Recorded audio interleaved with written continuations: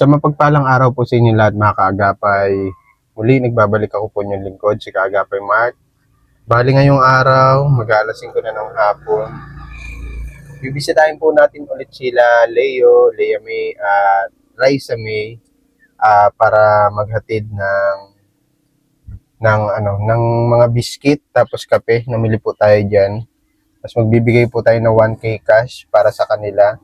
Mega love shoutout nga po pala kay Ma'am Angelica. Yan, maraming salamat po Ma'am Angelica. God bless you always po. At ingat po kayo palagi Ma'am kung nasan man po kayo naroroon. Ayan, kamustahin natin yung mga bata kasi nung nakaraan lamang po mga kaagapay. Si Leo lang po yung naabutan ko. Yung dalawang babae, medyo matagal ko lang hindi nakita. At yun nga po ay buntis pala si Lea May. Tara po mga kaagapay, samahan niyo po ako ngayong hapon. Yan, ito na po yung mga pinamili natin. Nagpadala sa atin si Ma'am Angelica ng nagpadala po siya ng 2,100. Sabi niya po ibili natin ng magagamit ba sa lamay po. Ayan. Nakita ko na si Lea May. Andito si Lea May. Cheese, malunggay at pandesal. Cheese, malunggay at pandesal. Cheese, malunggay at pandesal. Bakit nakita ko? Cheese, Agapay. malunggay at pandesal. Magandang hapon po. Cheese, malunggay. Kapatid niyo po si Lola Linda. Oh, kamukhang kamukha niyo po. Ito na si Lea May. Kamusta, Neng? Okay lang? Asan si Raisa May? Tuloy na ako, ha? Kamusta ka, Neng? Bawal pala mag-bless pag buntis. Ano din po pag may patay po talaga. Okay. Sorry, nasanay kasi ako, hindi ko alam. Kumusta naman kayo mag-ate? Ay, kagagaling pa lang dito? Kanina po. Kanina po. Kakaalis na nga din po. Sakto lang din yung dating ko, Medyo parang uulan kasi mga kaagapay. Opo, madilim na. Mm-mm. Kulog na po. Ilang buwan na ang tiyan mo? 5 po. Hindi 5. na po halata. Ano na? Hindi po halata. Hindi po halata. Ay, diyan mo itanong mo. Pag manganganak ka na yan, sa kaya maglalaki. Oo nga po. Sabi daw po nila malit daw po kung mag-anan mga buntis. Ilan taon ka na nga, Neng? Ano po, 16. 16. Na-birthday na po ako nung ano lang. So si Raisa May, ang laki na, malaki na siya. Opo, naglalaki na Ilan taon tayo hindi nagkita? Magdadalawang Hindi ko na po taon? tanda. Opo, siguro po. Naninibago na nga po ako sa mukha. Ay, sa mukha ko? Opo, naninibago po. Nagpayat ako, Hindi man po, nagpugi. Palabiro talaga itong mga bata. Kumusta ang niyo dito? Yung sitwasyon niyo? Okay naman po. Nandiyan yung kapatid ni Lola Linda, Opo. Kamukhang kamukha. Opo. Lahat po kamag-anak din yung tatlo pong lalaki kapatid po ni Lola. Okay. Nagbalik sila ulit. Opo. Nung nakaraan kasi nandito ako, nag-vlog ako, si kuya mo lang nadatnan ko. Tapos doon natutulog sa labas. Wala po kasi matutulugan din po dito ay. Masikip ang bahay niyo, Opo. Lalo't na dyan si Lola po. Dyan, yung mabantay lang po, dyan lang po sa gilid. Masalit-salitan. May dala ako biskwit, saka maraming kape yan, Neng, tas asukal, ha? O, wala kayong problema ngayon sa pakain, Yung mister mo kasama mo? Nag-alis po na, pinapabili ko po. Yung anak ko ni Lola, tapos yung asawa ko po, napabili ko po ng pambiling ulam. Tapos, kandila po at last na po yan. Bawat po bagayan mamatayan ng kandila. Okay. Hindi kasi ako medyo sanay sa kapag may patay, hindi ko alam yung ibang pamahiin. Opo. Masama daw po. Yung iba, sasabihin, mayroon daw po susunod. Okay. Yung po ang kasabihan nila. May susunod. Nakaranas ako niya nung isang tinutulungan namin na namatay, si Tay Tomas. Opo. Bago ilabas daw yan yung bahay. Pagkalabas ng bahay nung kabaong, ay daw yan, nagbabasag ng bote. Opo. Ganun pala yun. Buti ka pa, alam mo, Medyo lang po, yung iba lang po alam ko. Yung iba po hindi. Na, minsan nagagawa ko, tapos gagalitan. Uy, bawal yan! Kinakabahan mo po ako, bawal po baga. Kamusta ang ano mo ngayon? Kamusta ang buhay mo? Okay naman po, maayos-ayos. Di ka man nagugutom? Hindi man po. Responsable man? Opo. Yung na kinakasama mo? Opo, maayos din pa ang bahay. Natutulungan ako dito, may tulog pala. Kinakabahan ko na po, baka si Lula matuluan. Baga po, may tulo din po baga dyan. Oo. Nakakakaba pag maulan, at bakat matuluan si Lula, bawal pa naman po ata yun. Bawal matuluan. Opo. Kasi yung bubong niyo, puro ano na din eh. Butas po, puro butas. Puro po. butas. Ito si Raisa may ano ning nag-i-school pa kayong dalawa? Ito po, ako po kasi, sa susunod na muna, maalis lang din naman po ako. Papakyaw ko lang po, mag-aki lang po ako, maalis po ulit ako.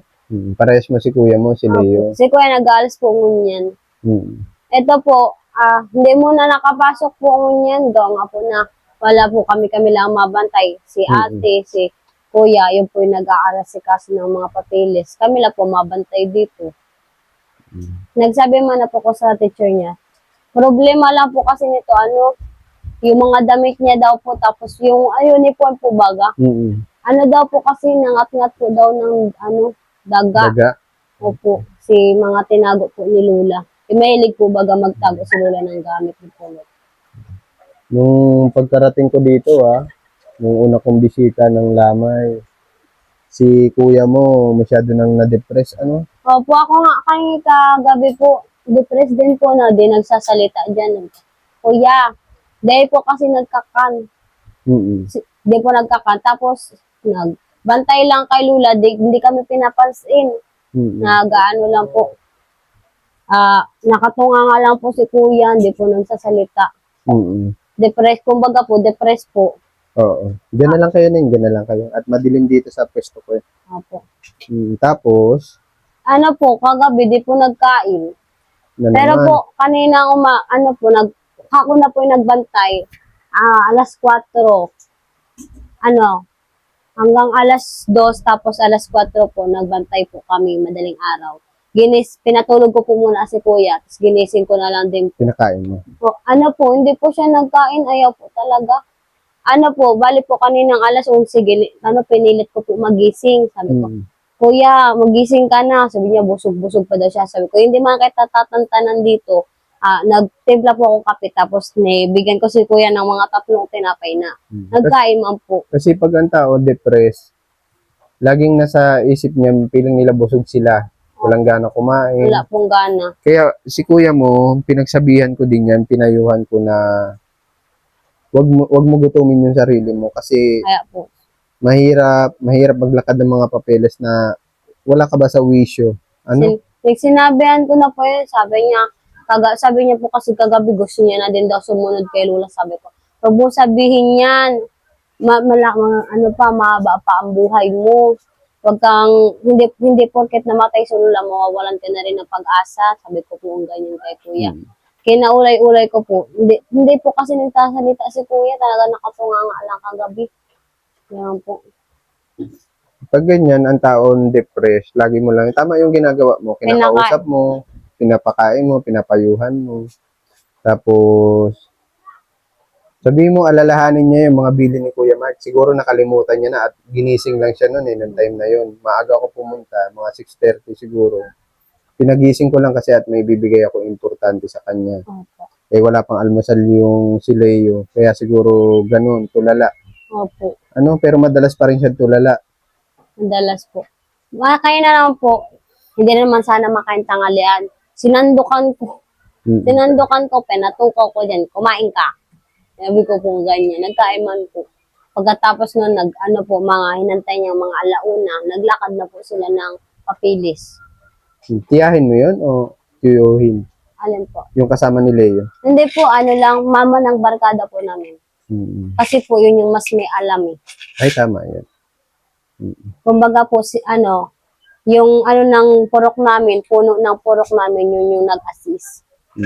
Yung makahingi ng mga tulong, Alam ko may mga libreng pa yan service. Opo, lalakadin po nila. Lalakarin nila.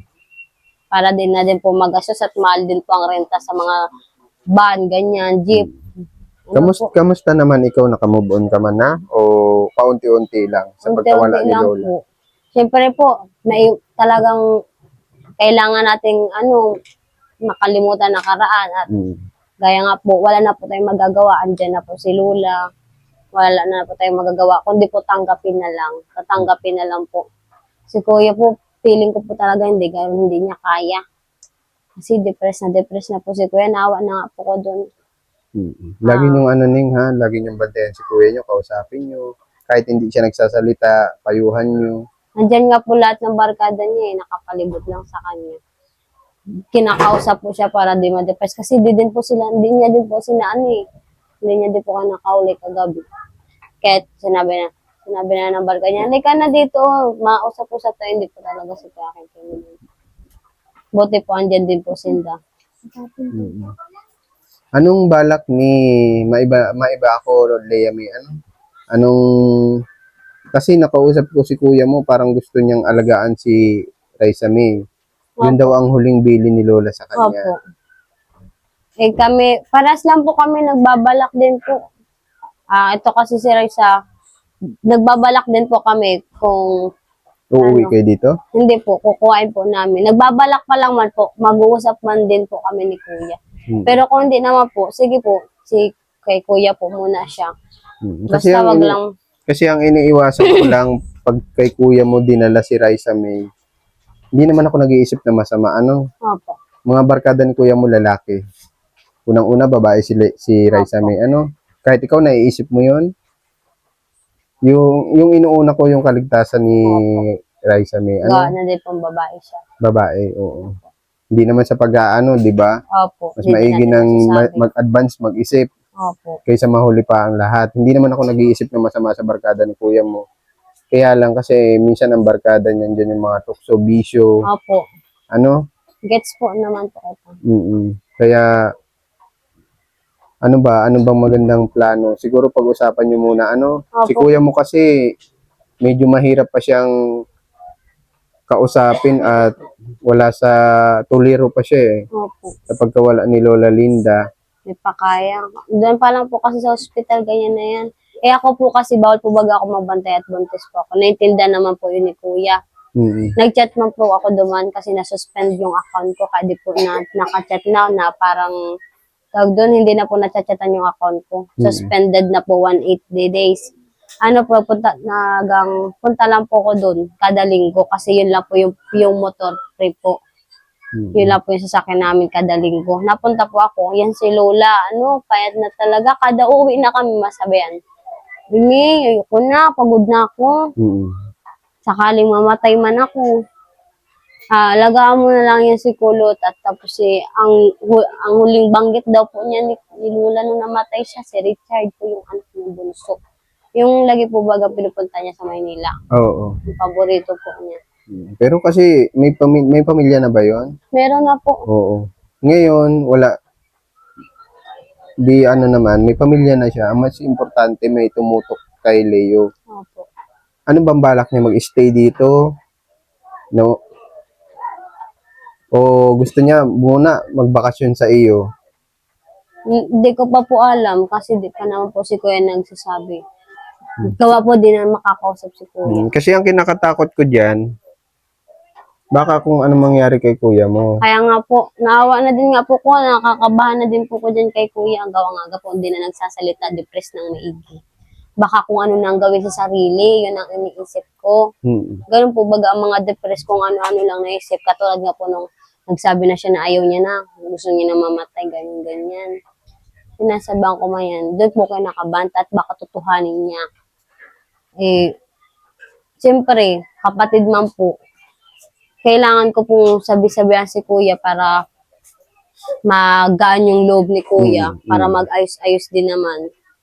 Kasi wala man po siyang dapat gawin kundi tanggapin si Lola na wala niya. Hindi niya po kailangan damdamin yung buong buhay niya. Tama.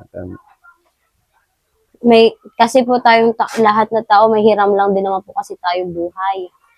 May kukuhain din. Ako po, hindi ko nga din po alam kung kailan ako kukuhain. Pwedeng bukas o sa susunod.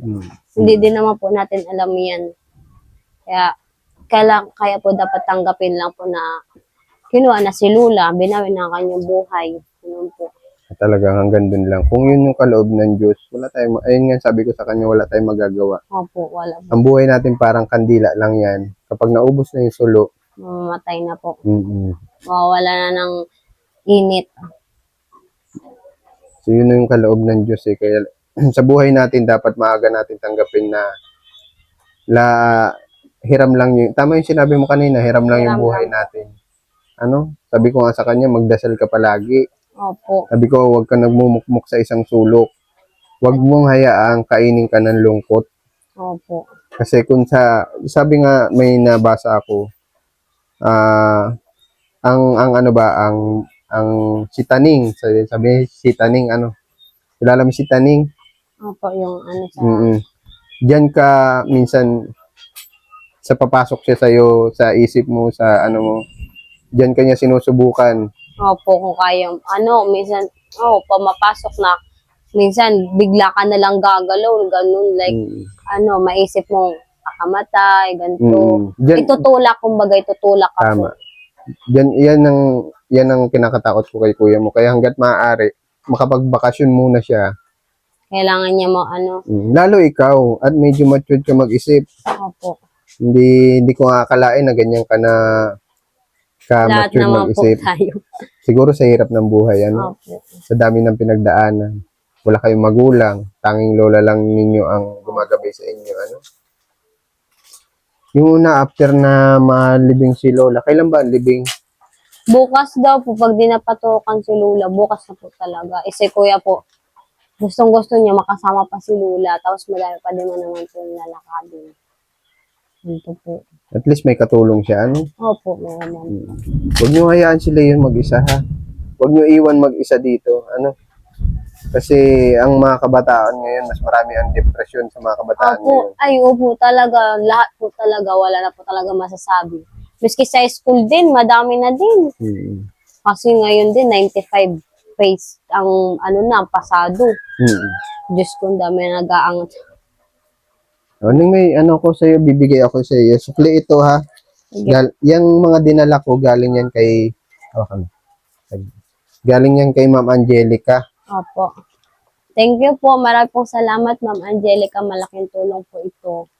Salamat po. Dami nyo ngayon pagkain, ano? Opo. Hindi kayo namumblema. Sabi ko kay kuya mo, sukli ito na. Ay, hindi pa ito. Yung bari. May bariya, oo. Sabi ko kay kuya mo, nung nakausap ko siya, kapag ikaw binigyan ng malaking pagsubok, Kailangan mo harapin. kailangan mong ipanalo yun. Opo. After nung pagsubok na yun, blessing na yung darating sa'yo. Opo. Diba? Naniniwala ka doon? Opo, naniniwala po ko lahat na yun. Lahat naman po talagang ganun. Kasi marami na, sa aming magkakapatid po, na marami na pong pagsubok, hirap, like, binubugbugan ng ganito, ganyan. Naranasan po namin yan. Gutom. Opo, MMK po talaga ang kwento ng buhay namin. Kaya, na din po, maray nga po na namin, na kaya-kaya namin. Kasi that time din dati, nung binubugbog kami ako, naisipan ko na din mabigti. Ganyan. Pero nakita ko, Ibig sabihin yan, lahat tayo may guardian angel. opo, May gumagabay sa atin. Ano? talaga po. Kaya kayo, kahit wala kayong magulang, guided kayo. Pag may pumasok po talaga sa utak mo at di mo na control talaga po, may tutulak ka po talaga sa maling daan. Yun ang isa sa pinaka kasalanan sa Diyos. Ano? Yung masuko Kasi, alam mo ba, Neng, kapag ang tao daw mas madalas nag-worry, nag-aalala sa mga problema, insulto yun sa Diyos. Opo. Kasi nawawalan ka ng faith, di ba? Kumbaga po, sinusuko niya na po. Ang gagawin, lahat ng problema natin ipagkaloob natin sa Diyos. Iwan natin kay God. Siya ang bahalang magbigay ng solusyon. Opo. Hindi mo mamamalayan yung pakunti-kunti yung problema mo. Nawawala yan. Opo, tama. Ako din, marami din akong pagsubok na pinagdaanan. Pero, yung faith ko kay God iba. Opo. Laging nandyan. Number one. araw-araw, nanalangin, ano. Amen po. Kaya nga sabi ko kay kuya mo, huwag siyang panghinaan, huwag mawalan ng pag-asa. Opo. Lahat tayo dumadaan sa matinding pagsubok. Ano? Opo. Kaya hangga't nandito kami, gagabayan namin kayo. Ano? Opo. Kaya Salamat po. yung bigat na nadarama ni kuya mo, naintindihan ko yun, dumadaan siya sa malaking pagsubok. Hindi niya matanggap hanggang sa ngayon. Ano niya, sinasabi niya po kasi may di pa daw siya nakakabawi, ganun. Nahihirapan pa daw, hindi daw niya nahingi ng tawad yung mga kasalanan niyang ganito, ganyan. Hindi siya Siyempre nakinig po, kay Lola, Opo. parang Hindi gano'n. mo po kasi kami perfectong apo din po kasi may kasalanan din naman po kami, pasaway, ganito, ganyan. Lahat naman tayo gano'n. Opo. Ano? Yun ang sinasabi ni Kuya. Kaya din niya matanggap din na wala si Lola. Kasi ang sinasabi niya, ang point niya po, di siya nakabawi kay Lola. Ganun po. Malay niya sa ibang bagay naman. Ano? Opo. Malay niyo sa inyo naman. Opo. Sa inyo siya bumawi. Pakita niya kay Lola mo na kahit wala na si Lola Linda, kayo ginagabay niya pa din bilang kuya niyo, bilang panganay. Ano? Opo. Si kuya mo kasi parang minsan nawawala na siya ng faith eh. Kulang na siya sa panalangin ba? Oo nga po. Yung nakita ko nga po sa vlog si Kuya, sabi doon ay nanginginig na. Nagpunta po talaga ako dito pagka unang ramay po yan gabi na po kami nakapunta dito. Gabi po kami nagpunta. Sabi ko, Kuya, ikaw, para palipas yung pagkakan. Lipas ang Ang luto. kinain lang daw po pati nung time na yun, kapi lang daw po sa tinapay. Yun daw po. Naiyak ako kay Kuya, di ko kinakaya din. Siyempre po kapatid, nadadala din naman po kami. Pag yun lang ang pinakapayo ko sa ngayon pinakabilin ko. Bilang kuya nyo, alalayan nyo si kuya nyo ha. Opo. Lagi po. Ay, ikaw alam ko bawal ka magpuyat at buntis ka eh. Opo, kagabi lang po talaga ako nakapuyat. Kasi po wala po talaga mabantay kaya nagpuyat po kami. Si Kuya, wala, payat na si Kuya, lagi pang puyat. Kaya Wala pang kain. pinahinga ko po muna si Kuya. Tapos sabi niya sa akin, gisingin ko na lang daw siya kung Pagkakain. naantok na ako, kung di ko na daw po talaga kaya. Alas 4 po, mag-alas 5, ginising po namin. Kami na po yung natulog. O, sige nga, mauna na ako, mapunta Sige na ako. Nabigay ko na sa iyo Apo, thank you po. Okay. Marami pong salamat. Ingat kayo palagi. Asahan nyo, bisita ako dito sa inyo. Apo, thank you po. Promise nyo sa akin alalayan nyo si kuya nyo. Kasi hindi naman ako araw-araw makapunta dito Opo. para payuhan din siya. Nandyan naman yung mga kamag-anak yung iba. At yun lang. Raisa May, mapunta na si Kuya Mark. Thank you po. Salamat po. God bless sa inyo, ha? Apo.